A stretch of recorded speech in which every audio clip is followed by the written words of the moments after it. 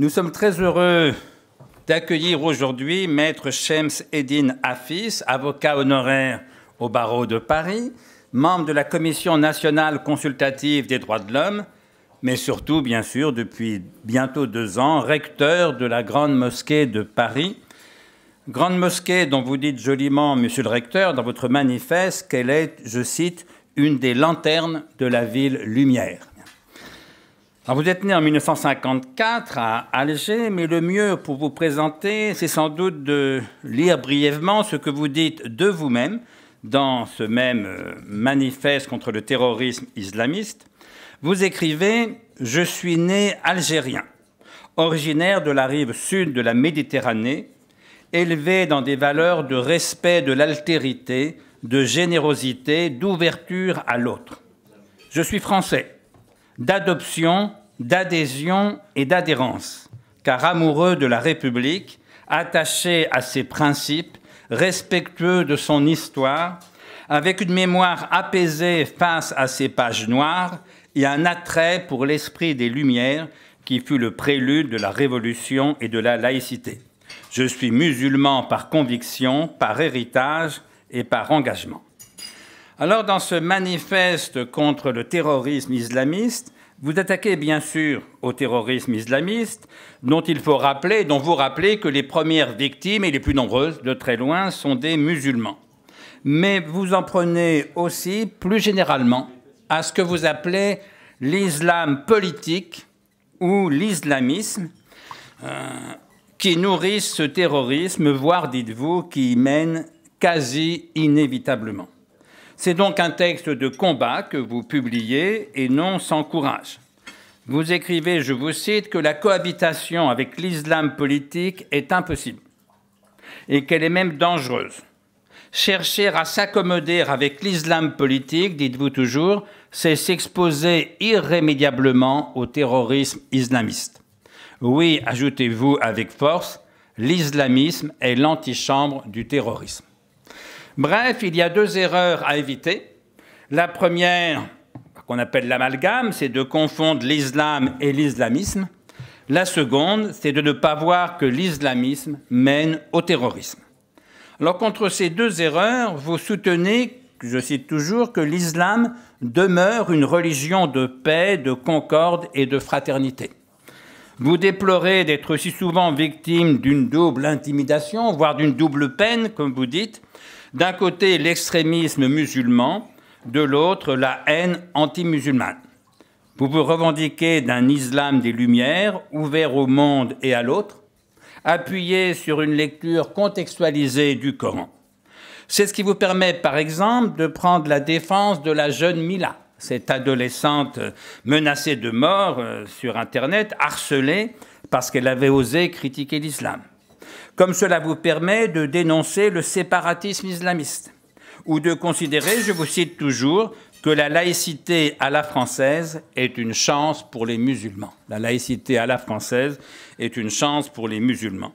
Ce sont des propos qu'on n'entend pas si souvent et que certains de vos coreligionnaires vous reprochent. Nous qui sommes des admirateurs du très rationaliste et très mécréant Diderot, nous n'en avons que davantage de plaisir à vous lire et à vous écouter.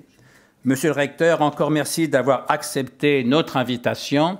La parole est à vous pour 45 minutes.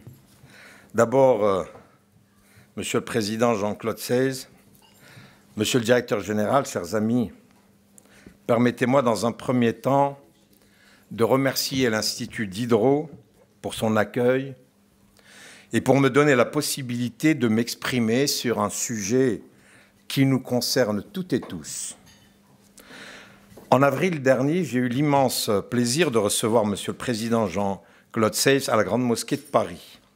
J'avais été extrêmement enthousiasmé par la qualité du travail réalisé par l'Institut Diderot et par l'ancrage dans notre réalité contemporaine et ses enjeux, des réflexions qu'il propose. Je suis donc aujourd'hui très honoré d'être ici en compagnie d'invités d'une très grande qualité que je remercie également et avec qui je me plairai à échanger dans quelques instants. Dans l'introduction du manifeste contre le terrorisme islamiste, j'ai posé en introduction une question. L'islam engendre-t-il la violence? Aujourd'hui, cette question habite l'atmosphère de nombreux débats publics et médiatiques et se distingue à l'horizon de la prochaine élection électorale. Cette question forme l'angoisse de beaucoup de nos concitoyens. Je le sais, je le comprends. Cette question, je vous le dis également, heurte profondément la sensibilité des musulmans de France. Et dès le premier jour de mon élection à la tête de la Grande Mosquée de Paris, le 11 janvier 2020, je l'ai donc posée à mes 160 imams de l'institution ainsi qu'à moi-même, à cette question qui est importante. Et ensemble, nous avons, les imams et moi, décidé d'y répondre. Très vite, le mois de février, nous avons publié les 20 recommandations pour prévenir la radicalisation que je me suis permis de vous distribuer et qui vous sera peut-être distribué tout à l'heure. Nous nous sommes réunis, nous nous sommes mis d'accord qu'il n'y avait aucune question taboue à l'intérieur de la Grande Mosquée de Paris. Continuons, nous avons participé à la charte des principes pour un islam de France, qui a été adoptée et signée devant Monsieur le Président de la République Emmanuel Macron en janvier 2020 par plusieurs fédérations musulmanes qui composent le Conseil français du culte musulman. Puis nous avons imaginé ce manifeste que vous avez sous les yeux, qui s'intitule le Manifeste contre le terrorisme islamiste. Et l'avons volontairement publié à la date anniversaire du 11 septembre 2001.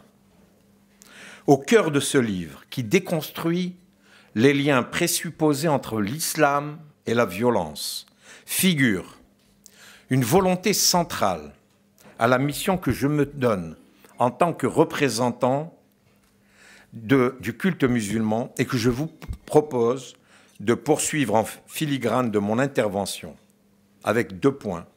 Premièrement, il s'agit d'expliquer que l'islam n'est pas l'islamisme et que deuxièmement, il s'agit aussi de faire comprendre que l'islamisme se conforte avec tous les extrémismes, car chacun de ces extrêmes cherche à exclure les musulmans de la sphère citoyenne, qu'ils soient extrémistes, non musulmans ou islamistes. Leur but est de laisser en dehors de la communauté nationale la composante musulmane de France. Cette volonté de clarification est nécessaire. Elle est la part du problème que je prends à mon compte en tant que musulman et en tant que recteur de la Grande Mosquée de Paris. Pour l'accomplir, il nous faut désarticuler les interprétations erronées de l'islamisme qui servent à façonner un discours vindicatif contre notre société et à justifier qu'on la réprouve avec violence. Il nous faut trouver les moyens d'exprimer à tous que l'islam est une religion pacifique, tolérante, ouverte, humaniste, capable de s'épanouir partout où elle se trouve et en parfaite tolérance avec tout ce qui n'est pas elle. Il nous faut enfin nous battre pour que les musulmans soient heureux de vivre en France, comme des millions d'entre eux le sont déjà, et qu'ils soient heureux de ne ressentir aucune opposition entre leurs convictions religieuses et leur appartenance à la société et à la nation. Si je me tourne résolument vers le présent et l'avenir, la situation dans laquelle nous nous trouvons a une histoire. Comment en est-on arrivé là? Depuis le 11 septembre 2001, le monde perçoit l'islam à travers le prisme du feu et du sang. La succession d'attentats, toujours plus ignobles, nous a assommés et laissés sans voix. Que dire en effet à cette épouse d'un pompier de New York ou à cet enfant de Samuel Paty qui avait 7 ans au moment du lâche assassinat de son père, tous deux assassinés par des hommes qui clament Dieu est grand, Allahu Akbar. Reconnaître que ces hommes ont tué au nom d'une religion et d'un prophète qui me sont si chers, je vous l'avoue, mais très pénible. Mais reconnaissons-le, ces crimes sont le fruit vicié d'une pensée extrémiste qui est parvenue à s'imposer, à prétendre de devenir le porte-étendard de l'islam authentique. Même si nous sommes une écrasante majorité de musulmans à désavouer la haine, à désavouer la violence, que nous sommes nombreux, très nombreux, à refuser l'extrémisme, nous restons inaudibles et n'avons certainement pas su mener des actions suffisantes et concrètes pour nous en démarquer.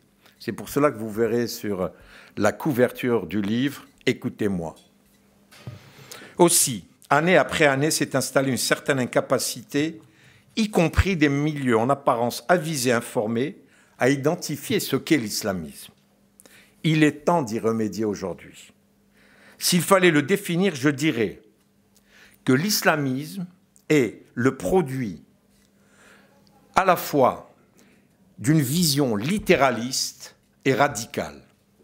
Le danger de l'islamisme réside dans son habileté à dévoyer les textes religieux musulmans, à en proposer une vision obscurantiste et exclusive, à transformer la foi en d'autres sentiments négatifs pour construire un projet politique. Ce faisant, l'islamisme conduit à la haine et conduit à la légitimation de la violence contre tout ce qui s'en écarte et tout ce qui n'est pas lui. C'est la valeur universelle absolue qu'il considère détenir entre ses mains. Le mécanisme de l'islamisme est extrêmement simple. Il s'adresse notamment aux musulmans en France et ailleurs. Tu es exclu par la société ne t'aime pas parce que tu es musulman. Tu es égaré dans ce monde d'égarement. Et nous savons, nous, vrais musulmans, comment te sauver.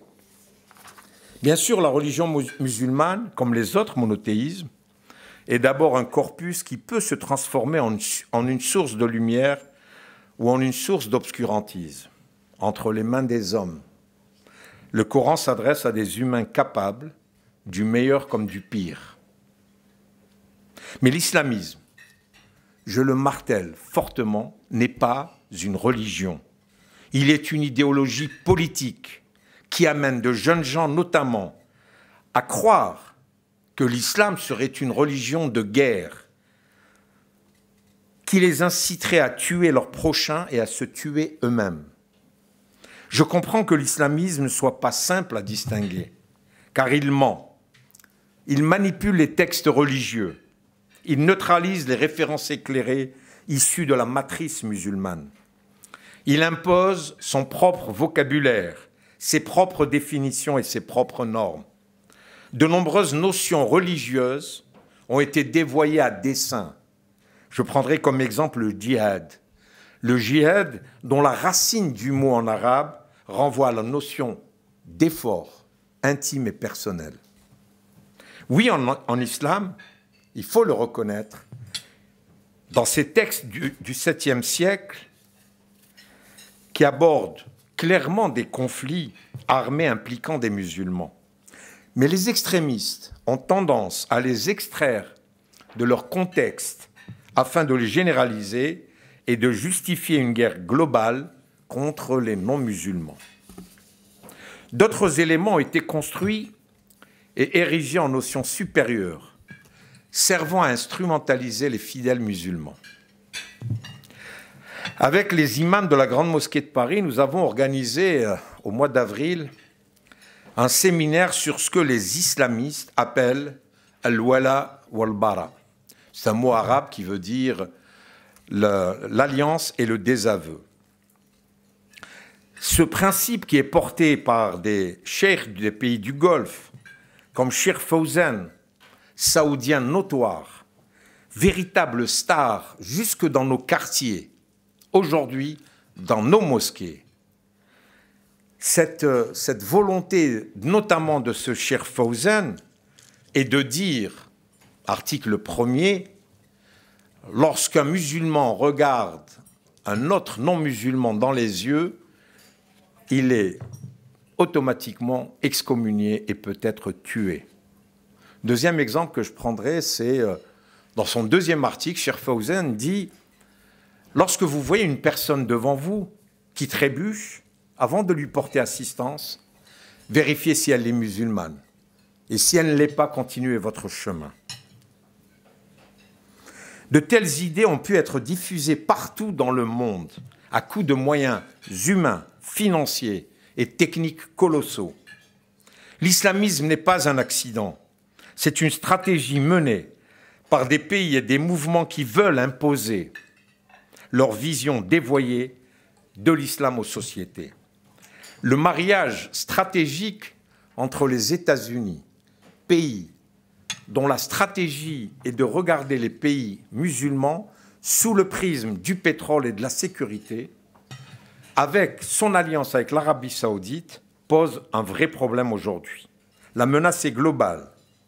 Le terrorisme, rappelons-le, a fauché des centaines de milliers de personnes, d'abord dans les pays musulmans. En octobre 2020, au cours d'une rencontre avec le président de la République, M. Emmanuel Macron, je lui ai dit que je ne voulais pas revivre ce qui s'est passé en Algérie au début des années 90. Et à cette occasion, on venait de décapiter ici, sur le sol français, pour la première fois, un enseignant décapité.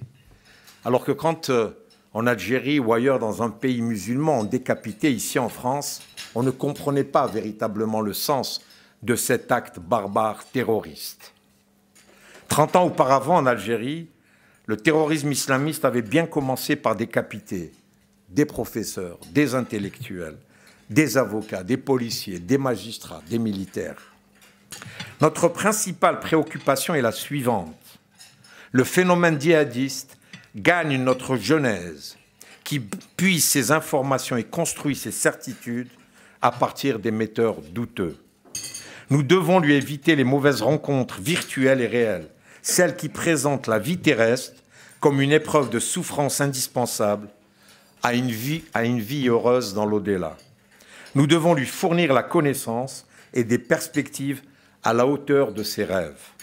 Pour cette jeunesse et pour contrer l'islam politique, ma mission, en ma qualité de recteur de la Grande Mosquée de Paris, ma part de responsabilité, en tant que représentant religieux, est de montrer aux musulmans et à l'ensemble de nos concitoyens que l'islam est une religion de paix qui apprend l'éthique, l'altruisme, la sérénité et la maîtrise de soi.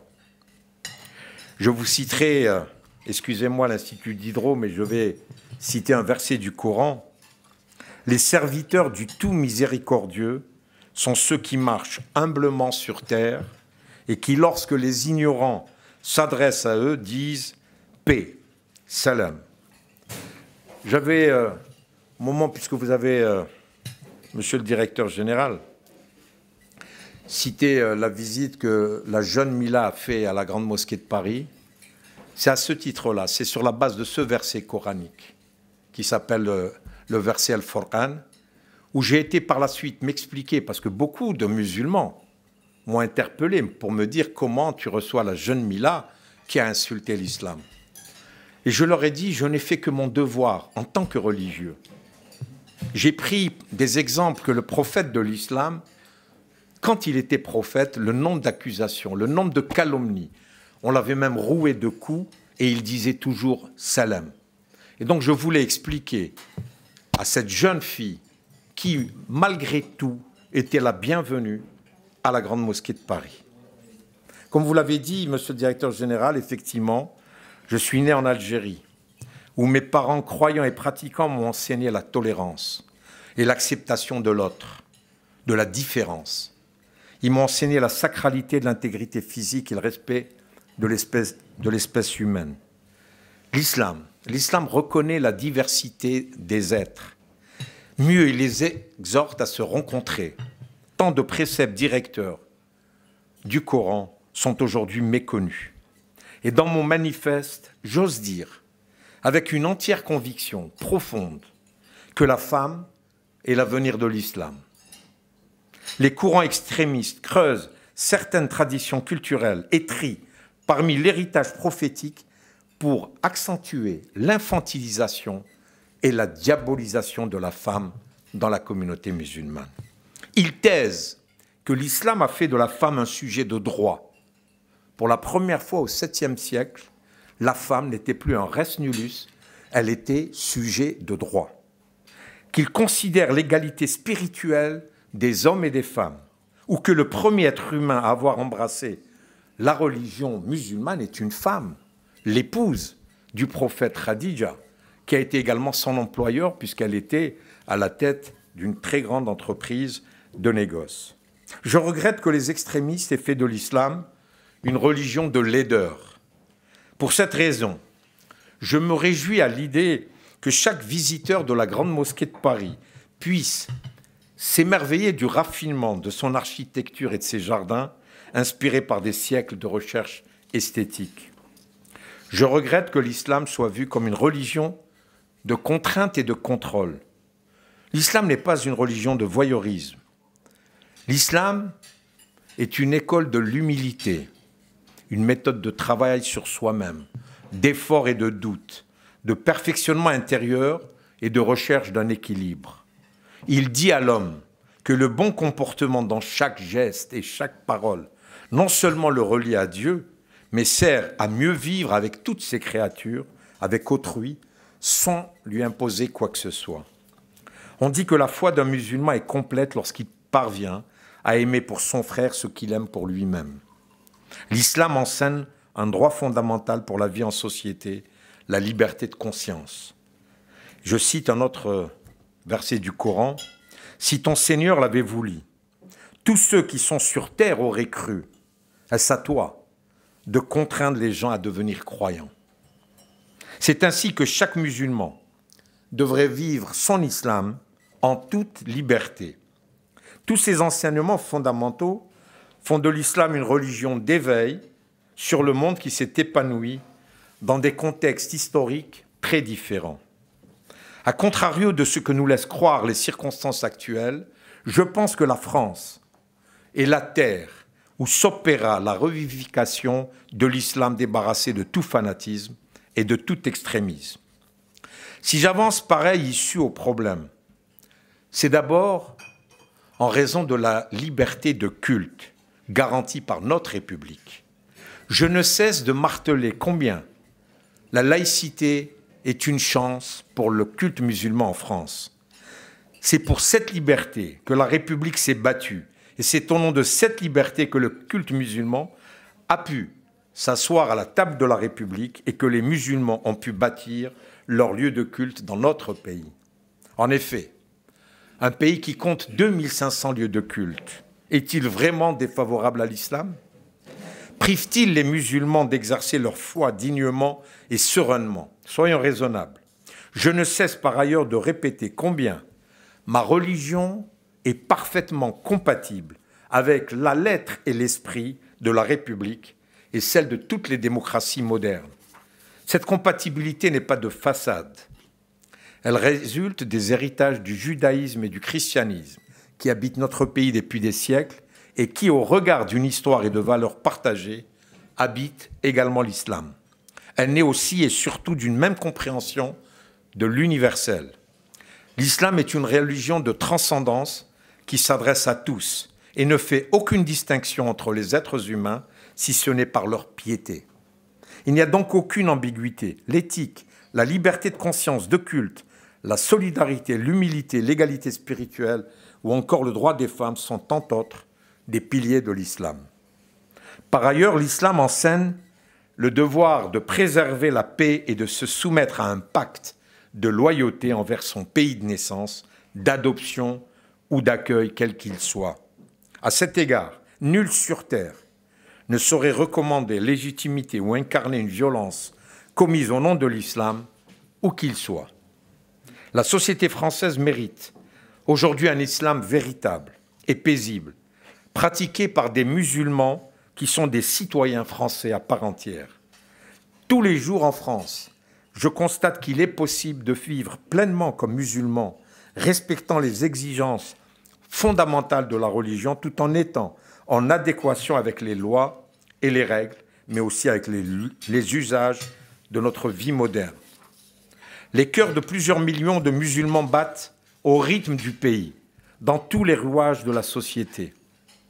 La crise sanitaire provoquée par la pandémie du Covid-19, si prompte à renforcer un climat de division et d'angoisse, a par exemple révélé le sens de la citoyenneté de la majorité des musulmans de France. Je me souviens qu'au début de la pandémie, les milieux fanatisés essayaient d'induire en erreur les musulmans en déployant une série de contre-vérités de nature complotiste et en convoquant toutes les formes de superstition apocalyptique. Pourtant, avec une rigueur et un devoir de responsabilité irréprochables, de nombreuses associations gérant les lieux de culte musulmans ont fait face. Partout où je me suis déplacé en France ces derniers mois, j'ai pu observer cette attitude responsable dans les lieux de culte et récolter les témoignages unanimes en ce sens des autorités publiques. Partout où je me suis déplacé, j'ai pu voir à quel point les acteurs associatifs du culte musulman se sont mobilisés pour inventer de nouvelles manières d'accompagner spirituellement leurs fidèles et pour offrir une aide humanitaire à tous celles et ceux sans distinction qui étaient en train de subir les contre-coups économiques de la crise sanitaire. Ces musulmanes et ces musulmans sont aussi apparus sur nos chaînes de télévision, un temps débarrassés de la fièvre des débats identitaires comme des visages parfaitement normaux de notre vie ensemble. Toutes ces personnes engagées pour le bien d'autrui exprimaient d'une formidable manière ces valeurs universelles que la République et l'islam en partagent, l'aspiration à la fraternité et à la solidarité.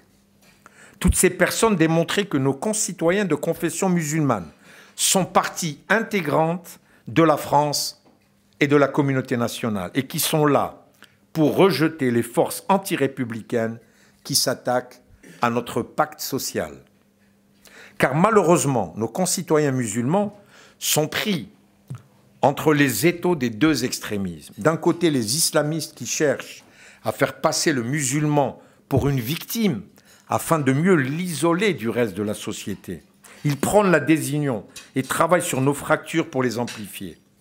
Lorsqu'on observe la manière avec laquelle ils ont réussi à diviser les sociétés musulmanes, on peut avoir de sérieuses raisons de s'inquiéter de leur toxicité et de leur capacité à lutter contre le vivre ensemble et le rapprochement entre les musulmans et la société qui est la leur.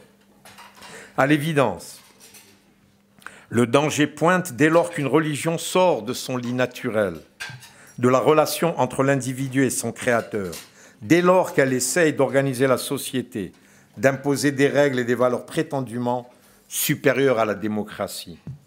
Le séparatisme islamiste dont a parlé le président de la République, M. Emmanuel Macron, existe. Il existe bien. Certains représentants de l'islam de France, comme certains responsables politiques, sont très souvent, il faut l'avouer, dans le déni, par calcul, par cynisme, peut-être par facilité, probablement parfois par lâcheté. Un certain nombre d'acteurs représentatifs, d'élus locaux, se sont refusés à voir la situation à laquelle nous faisons face aujourd'hui.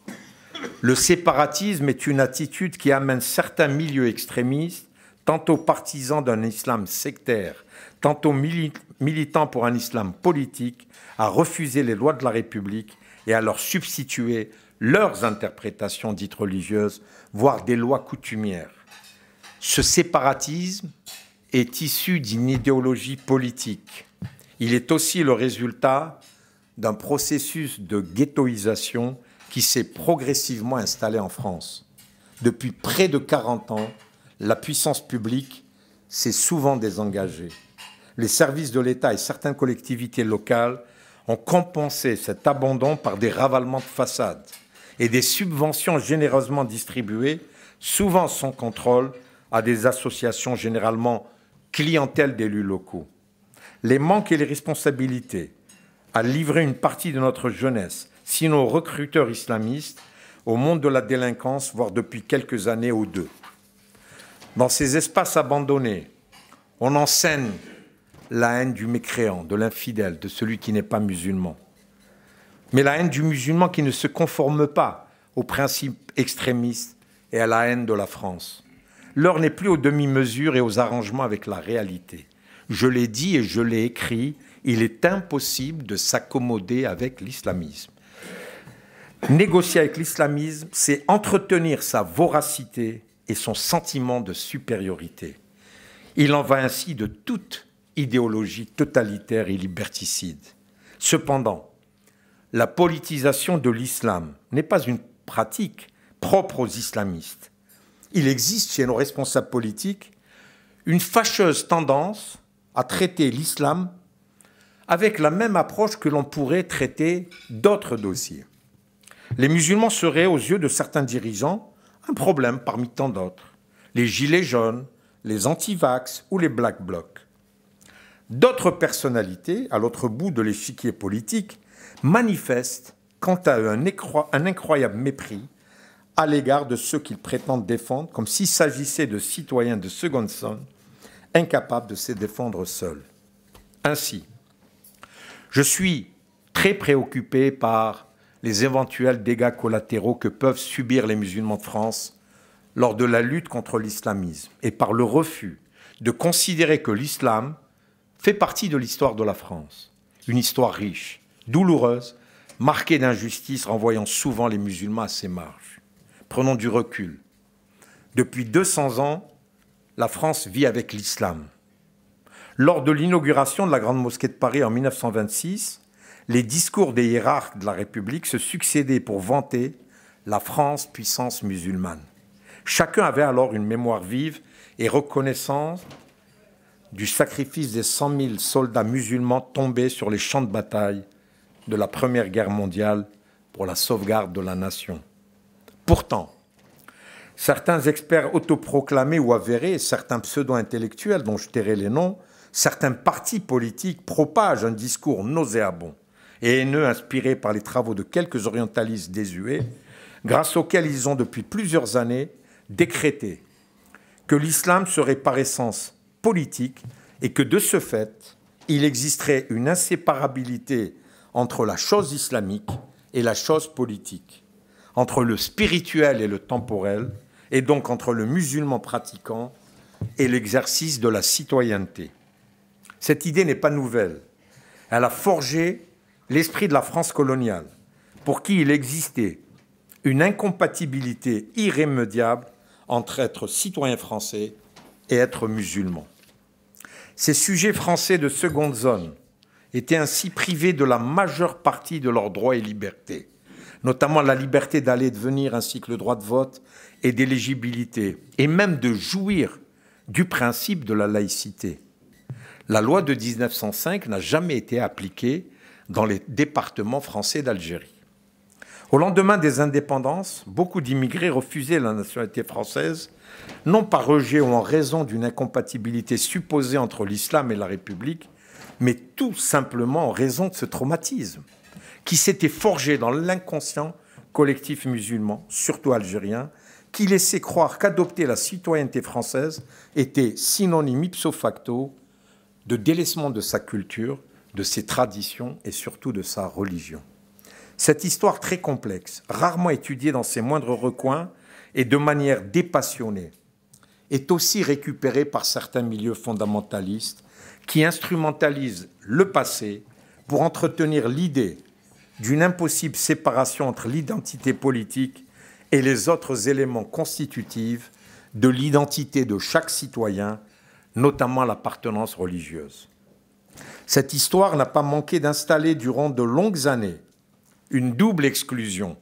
D'une part, les musulmans se retrouvaient exclus ou avaient le sentiment d'être exclus de la citoyenneté française, même lorsqu'ils étaient administrativement reconnus comme français, et d'autre part, la France observait certains musulmans la rejeter. Ce sentiment où aucun ne reconnaît l'autre continue de miner les relations entre la France et ses citoyens de confession musulmane. Il y a quelques jours, lorsque j'ai voulu rendre hommage aux victimes de la répression aveugle du 17 octobre 1961 à Paris, je n'ai pas hésité à parler de crimes de la colonisation. Certains n'ont pas compris, certains m'en ont voulu. Or, pour l'équilibre et l'avenir de notre jeunesse française, il nous faut regarder l'histoire bien en face. Toute conscience et mémoire, comme disait le philosophe Henri Bergson. Il nous faut en tout point adopter un discours de responsabilité afin de pousser chacun à se comporter en citoyen digne et d'exiger en retour qu'il soit considéré comme tel. L'heure est en effet à la responsabilité. Nous, musulmans, nous devons prendre notre part de responsabilité. Nous n'avons pas suffisamment accompli d'actions concrètes pour nous démarquer de l'islamisme. Nous ne devons plus nous suffire de célébrer le culte, de guider la prière et de gérer nos mosquées. Dans les mosquées, nous devons faire le travail. Il appartient d'abord aux imams de porter un discours religieux qui vient contrecarrer l'instrumentalisation politique des groupuscules extrémistes. Ils doivent être présents partout où se diffuse un discours haineux contre la France, la police, les juifs, les journalistes, les intellectuels, mais aussi contre les musulmans qui œuvrent pour le respect des lois et contre les imams qui font la promotion d'un islam du juste milieu. La formation des imams est pour cela un enjeu considérable. Dès que je suis arrivé à la tête de la Grande Mosquée de Paris, j'ai réformé son institut, qui s'appelle l'Institut Al-Razali, de formation des imams et des aumôniers, qui existe depuis 1993. Nous avons redéfini les programmes pour les rendre plus opérants et mieux adaptés aux réalités de la société. Nous avons ouvert 5 annexes sur l'ensemble du territoire national. La tâche est ardue. Je pense qu'il nous faudra au minimum 10 ans, voire plus, pour bénéficier véritablement d'un réseau d'imams bel et bien formés en France. Je parlerai brièvement des imams qui sont affectés à la Grande Mosquée de Paris. Il y en a 120 qui sont mis à la disposition de la Grande Mosquée de Paris depuis 1981. Ces imams sont des fonctionnaires du ministère des Affaires religieuses algérien et sont triés sur le volet selon leurs connaissances et leur expérience, avec bien évidemment l'aval de la France et le suivi bien compris du ministère français de l'Intérieur. Je sais que l'opinion publique française ne comprend pas que des imams de France viennent de l'étranger. Mais ce sont eux qui comblent aujourd'hui les manques. Et c'est avec eux que personnellement j'ai entrepris le travail de prévention de la radicalisation. Sans eux, le terrain est occupé par des imams autoproclamés, parmi lesquels on trouve l'ensemble des imams condamnés ou expulsés de France pour atteinte à l'ordre public en raison de discours violents et de prosélytisme agressif. Dans le même sens, nous travaillons actuellement pour l'émergence du Conseil national des imams, qui permettra d'aider réellement à la formation des imams, de donner aux imams un véritable statut et un plan de carrière et de trouver comment financer leur poste de travail au sein des mosquées. Le chantier concerne aussi les aumôniers musulmans qui accomplissent un travail très important à la source des difficultés dans les hôpitaux, l'armée et les prisons. Il nous faut agir sur bien d'autres terrains encore dont nous pourrons discuter plus en détail lors de nos échanges à suivre. Mais il est important de parler de la recherche de financement pour les mosquées de France, qui en manque cruellement contre l'immixtion de financements étrangers liés aux islamistes. La promotion des dimensions culturelles et caritatives de la religion musulmane sur ces terrains très occupés par les réseaux et les militants islamistes. La rénovation la plus efficiente de la représentation nationale du culte musulman, débarrassée de logique de pouvoir sclérosante et reconnectée à la base des musulmans de France. On se pose beaucoup de questions en France sur la religion musulmane. Nous, musulmans de France, devons multiplier les actions et les incarner pour faire connaître l'islam comme une religion d'amour et non comme une idéologie mortifère cherchant à s'imposer aux autres. C'est notre part de responsabilité. Les ravages de l'extrémisme et de l'instrumentalisation de la belle religion que je défends nous font souffrir. Mais ceux qui refusent le dévoiement du message islamique sauront toujours trouver les ressources nécessaires pour barrer la route à ce qui est de nature à fracturer leur société et à ternir l'image de leur religion.